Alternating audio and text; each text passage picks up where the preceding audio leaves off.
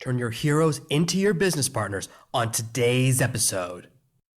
Today's episode is brought to you by GetResponse. Are you a small business owner, professional blogger, or marketing agency? GetResponse can help you connect with your audience in a meaningful way. To see how GetResponse can help your business and get your first month free, go to servenomaster.com/GetResponse. Are you tired of dealing with your boss? Do you feel underpaid and underappreciated? If you want to make it online, fire your boss and start living your retirement dreams now, then you've come to the right place. Welcome to Serve No Master Podcast, where you'll learn how to open new revenue streams and make money while you sleep. Presented live from a tropical island in the South Pacific by best-selling author Jonathan Green. Now, here's your host. One of the biggest marketers turns to me and says, "Are you exclusive, or can you do a project with me?" How did I get to this point where someone that everyone wants to work with is actually asking to work with me, turning everything around? Everyone else pitches idea after idea, begging him to work with them, and yet he comes to me and asks me. This story is the beginning of my journey and how I became a very successful marketer. But I want to start at the beginning. This isn't something that I only do to other people. It also happens to people who interact with me. When you form the right connections with your heroes, when you reach out in the right way, your heroes will offer you opportunities. Just 2 weeks ago, one of the listeners of this podcast began emailing me, sent me a couple of messages back and forth, talking about some posts on my blog, some different podcast episodes, and the book she was working on. Just asking a few questions, and you know I love responding to listeners. You know that if you respond to one of my emails, I'm going to respond back. And now together we're working on a project that I'm very, very, very excited about. It's going to be something very, very big. When you realize what's possible, the options in front of you become infinite. She did not approach me with this business idea. She was on my radar, demonstrated the skill she has, followed the pattern I'm about to share with you. So of course, when the opportunity was there, I mentioned it to her and something amazing happened. To begin this process, to begin the process of finding an amazing business partner to mentor you, work with you, help you really get started and grow in this business, step one is to find someone that you'd love to work with. You want someone who's not too high up the mountain. If you're just beginning your journey online, just beginning to build something, and you try to partner with someone who's all the way at the top of the mountain, it can be very challenging. It can be very hard to get on the radar because so many people are trying to do it. Begin by looking for someone who's living the lifestyle or the dream that you actually admire, someone whose life is one you would enjoy living. You want to find someone who's accessible. When I look for people to reach out to, I often look for the people around the top person in the industry. So I don't always go after number one. Sometimes I go after number two. You don't have to be with the best. If the best is making $100 million a month and number two is making $99 million a month, is number two really that bad? Most people, when you go to a live event or a conference, will fully target the main speaker. After that, the next group of people, the next largest group of people, target the individual keynote speakers. You'll notice that the panel speakers, who are actually total experts in their field and making great money and very wise, often get totally ignored. This is one of my favorite groups of people to target. There's a bunch of them. So if you approach all 6 at once or all 5 at once, you're a lot more likely to form a connection with at least one. There's a lot of opportunity there and no one else is competing for it. I love looking for opportunities where no one else sees one. That's where I start to approach. So as you're picking a target, as you're picking someone that you admire, someone who you feel a connection with, get to know a little bit about them. Study their products, study their lessons, their message. If you have a real passion for Facebook advertising, if you have a real passion for Google advertising, I'm the wrong person to approach. Those are things I don't know anything about. But if you have a skill in an area where you know I'm weak, if you are a master at Facebook ads and you approached me and said, I'm doing really well with Facebook ads, but I would love to work with your products using Facebook ads, that's something interesting. That's where you bring a skill you know I don't have to me. The great thing about learning a few leaders or gurus or people online, you begin to notice their strengths and then you'll notice their weaknesses. I have areas where I'm very, very strong and areas where I'm a little bit weak. And I know the strengths and weaknesses of most of the marketers around me. Simply by studying their businesses, you can see what they work on, what they know about. Many of the people around me are very, very good in direct response marketing. They are amazing copywriters. They can make amazing digital products, but they're terrible on Amazon. Their strength and my strength are two different things, so I can often find that value that I can offer to them. You study the people that you want to get to know, the person you're interested in working with, the person who you'd love to have be a part of your business life. Find out their strengths because this will tell you their weaknesses. We've already discussed in previous episodes really assessing yourself, finding your own strengths, figuring out exactly who you are, and these are all very, very powerful things. Once you know what you have to offer, you can then begin to move forward, and that involves getting on this person's radar, getting on your target's radar. It's so much easier than you could ever imagine to get really noticed by anyone you like. Here's step number 1. I can't believe no one's done this yet. I know I've mentioned this to several thousand different followers. This is a technique that will change your life. Record a video review of their book on Amazon. Almost every marketer right now has a book on Amazon. I was doing research 2 days ago, following all the different names of people that I kind of know or 1 or 2 degrees of separation from me. There are a lot of people who are very successful in other fields and they have a book on Amazon that's not doing that well. They don't really focus on it. They just wanted to put it out to say they have a book on Amazon. Maybe they put it out 2 or 3 years ago and haven't thought about it. That's an opportunity right there. They have a property that no one else has done any work on. Record a real video review of their book. Buy the book, download the book, read the book, actually read it, tell you everything you know about the person, what they believe in, what they don't believe in, and record a really strong video review. They will notice because Amazon will put your video review at the top of their sales page. It will become the most prominent aspect of their sales page. You then have a piece of your face on their property. You're tied to each other in a very cool way, and they'll know who you are. You can also leave comments on their blog, begin to join their mailing list, review any of their products that you can afford or any of the free things they're giving away. Give back a lot of value. I say this over and over again. Leaving reviews for me, leaving reviews for my books, leaving reviews for my podcast, leaving reviews on my blog, leaving comments on my blog posts, all of those things get you on my radar, and they often lead to people getting free copies of my products. Anyone who leaves me really good reviews, I often email and say, I loved your honest review. I love the detail of your review. On Amazon, if you leave a review for someone, it's 2 sentences. Thank you, I appreciate it. That's very nice. The people who stand out are the people who write the 3 or 4 paragraph reviews that Amazon really loves. And so Amazon puts those at the top of my page listing.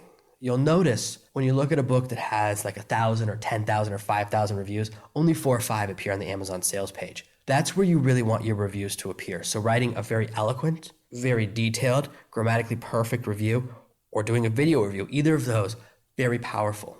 Responding to comments on their blog. Some people have very active blogs and they get a lot of comments.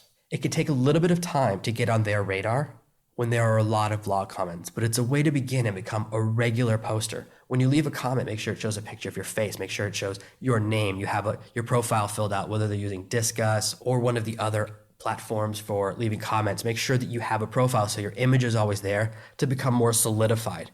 You want to get on their radar and give as much value as you can. It costs nothing to leave a positive review.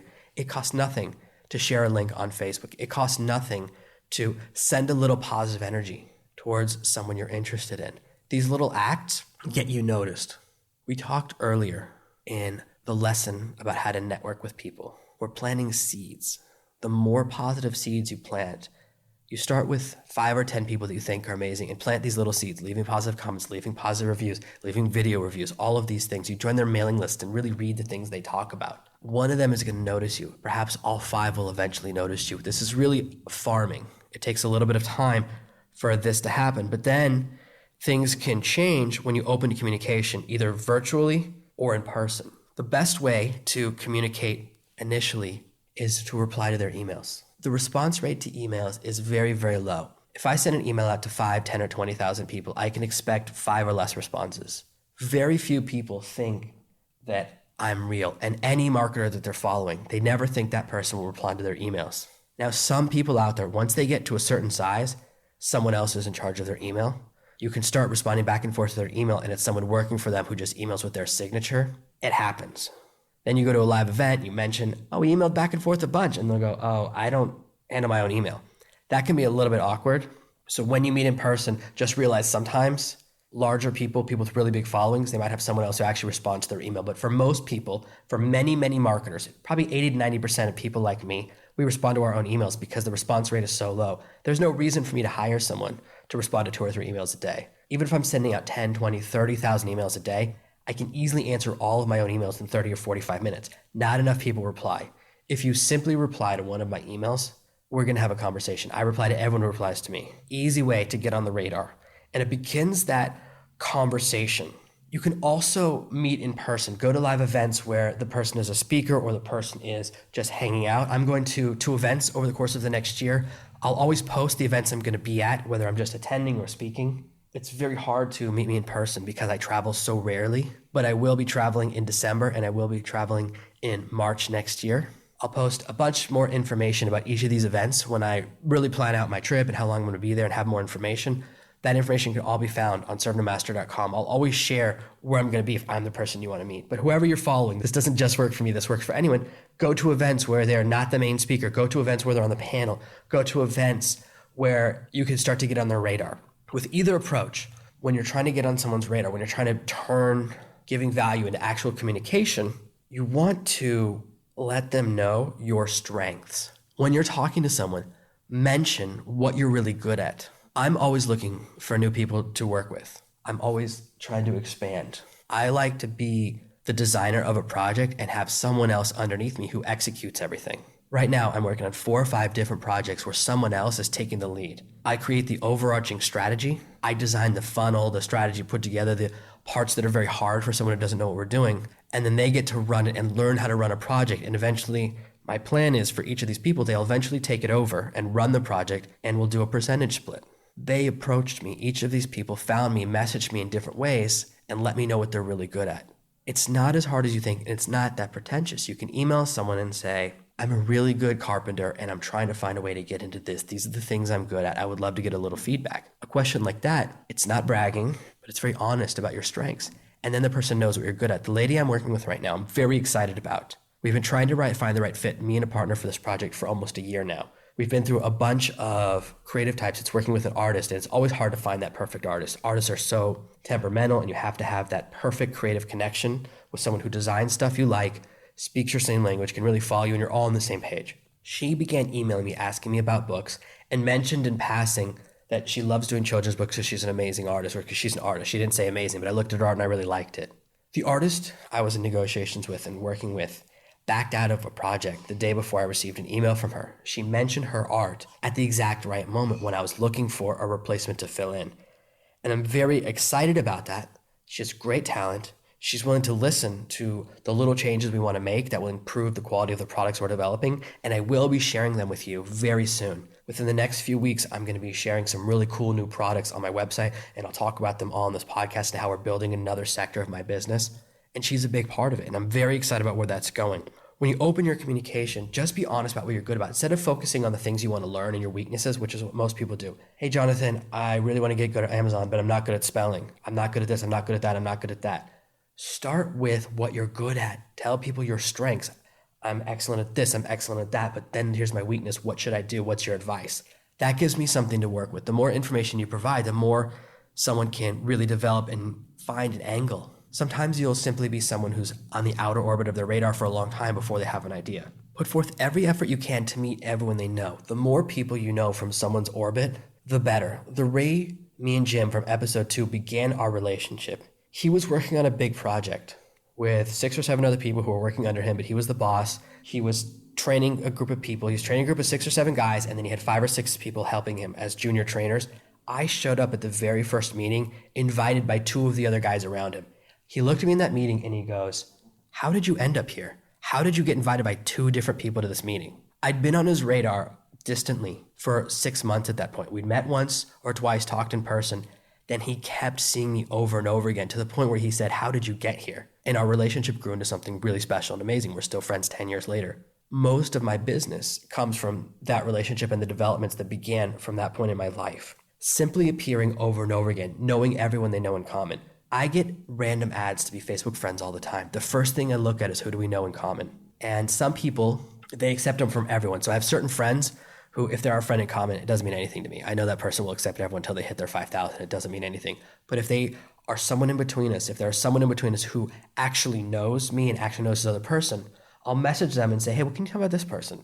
You can get on my radar when you message me and I look and we have 10 friends in common. I'll almost always click yes no matter what, because that's a lot. You're on my radar. And the same thing happens in person. If you walk up to a group of 7 people, the 7 friends around the person you want to work with, and all 7 of them know you, the main person's going to go, wow, you know all my friends, but I don't know you. Why don't I know you? These are the ways you can build, and build your way into someone's life. Once you have a little bit of contact and you know this is someone that would be cool to work with, or it'd be cool if there was an opportunity, you don't want to do the hard sell. You don't want to come to them with an idea or an opportunity. I have an idea that will make us both a ton of money. People who have been in this business for a while hear that all the time, and it doesn't really mean anything. I care a lot more about people than I do about ideas. Ideas are great. I come up with great ideas all the time, though.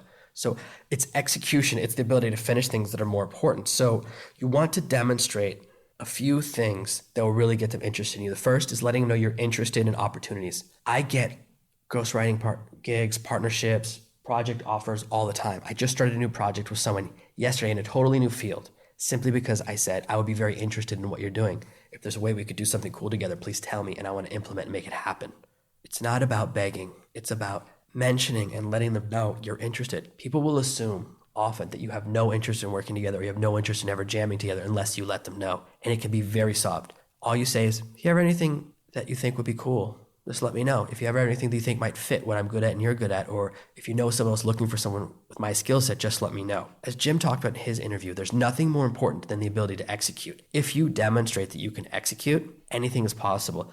There are people that I'm working with right now that I'm partners with that don't know anything about online marketing. They have no idea what they're doing, but they have the ability to execute. That is the only thing I look for in someone I work with. If you can execute and you'll implement my strategy, I'll take care of the rest. I know how to put together overarching strategy, find the customers, find the products, put the whole business together. Having someone in place to do the heavy execution is everything. That's what separates the 1% from the 99%. Demonstrate that you can execute. Let them know that you're interested in jamming if they have an opportunity, and demonstrate that you're serious about your business and you take yourself seriously. The artist that I'm working with, we just started the project about a week ago. I mentioned the project. I said, would you be interested in this kind of thing? And we're in that negotiation phase.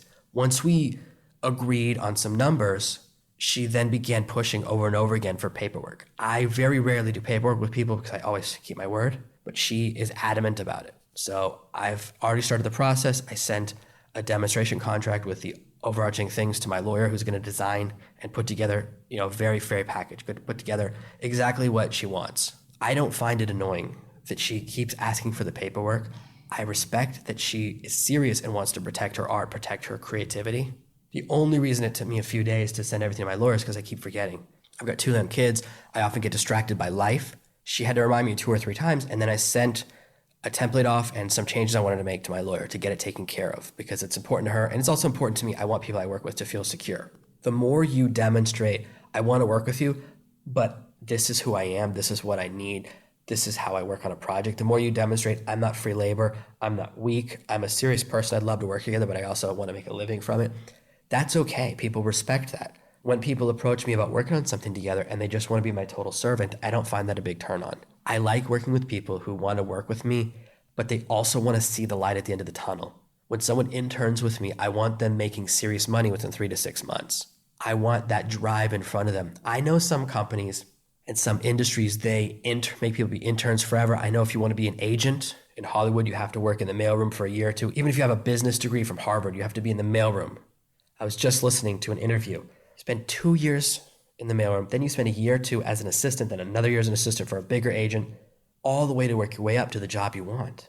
It takes years and years of sacrifice. I don't like success to be that far away from people I work with. I want it to be something close and achievable. 3 or 6 months is very believable, very doable for people. If you work with me, or if you work with someone like me who knows what they're doing, it's very possible to hit profit in that time frame.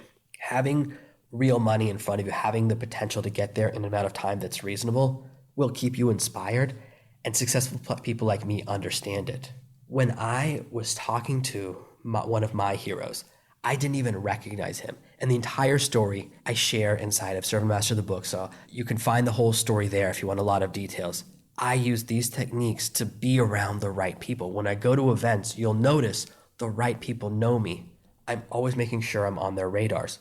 The more effort you put into building your network, finding people you want to work with, demonstrating your strength while giving them value, the sooner you'll find a hero who wants to reach out to you and connect with you. The ability to execute overcomes everything else. If you find the right person, give a lot of value, get on their radar, demonstrate that you can execute, and let them know you're interested in working together, you will find a hero that wants to work with you. And that will change the entire course of your financial destiny. Thank you for listening to this week's episode of Serve No Master. Make sure you subscribe so you never miss another episode. And we'll be back next Tuesday with more tips and tactics on how to escape that rat race. Head over to servenomaster.com/podcasts now for your chance to win a free copy of Jonathan's bestseller, Serve No Master. All you have to do is leave a 5-star review of this podcast. See you Tuesday. Thank you for listening to the Serve No Master podcast. Head over to servenomaster.com/podcasts right now to find out how you can win a free copy of my brand new book.